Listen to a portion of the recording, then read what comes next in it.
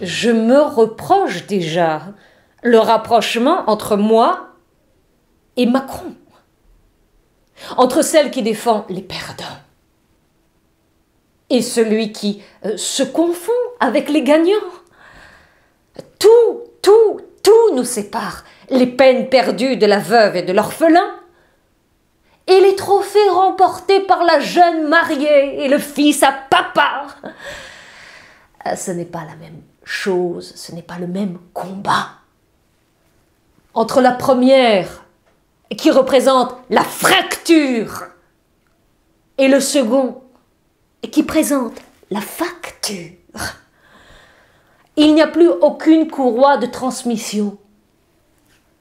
Et l'embourgeoisement de la société profite à l'élu et non à la recluse.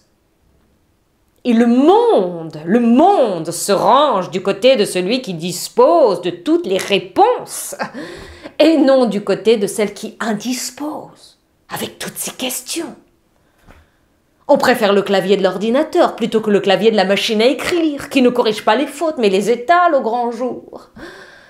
Et à la moindre bavure, on nous censure, sous prétexte que c'est la modération qui rassure, et que la moyenne reste la voie la plus sûre. Il n'y a pas d'énigme.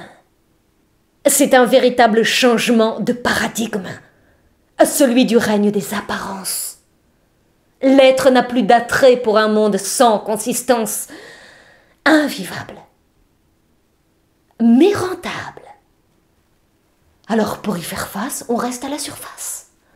On ne se risque plus dans les bas-fonds de l'existence, là où l'air et l'eau sont rares.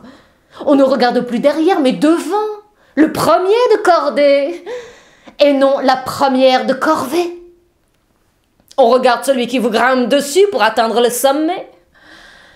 In au vainqueur, et non au vaincu. On refait l'histoire en accumulant les petites victoires. Victoire. Une nouvelle histoire. Je fais du bruit, mais on ne m'entend plus, parce que les feux d'artifice des élus ont rendu les autres plus sourds, moins sensibles au vrai discours. Et ce n'est pas le peuple qui a élu Macron, c'est Macron qui a élu son peuple, artificiel ou surnaturel.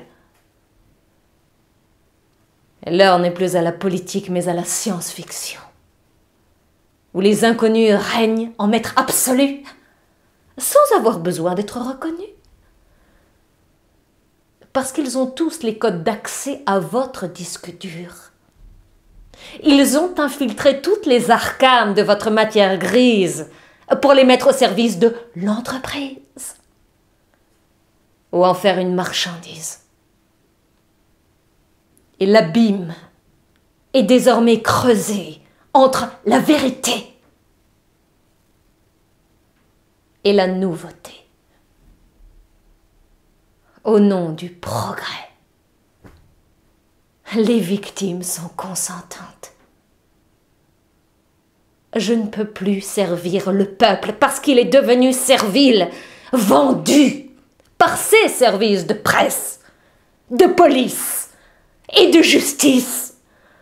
Il n'est plus qu'un ustensile entre des médias qui jugent et des juges qui médiatisent,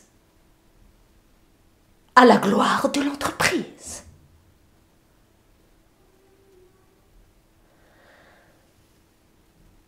Il va falloir revoir toutes mes tablettes pour savoir que je ne peux briser ce miroir aux alouettes, ni changer le monde, ni changer de monde. Il n'y en a qu'un, hélas. Mais ce n'est pas le mien.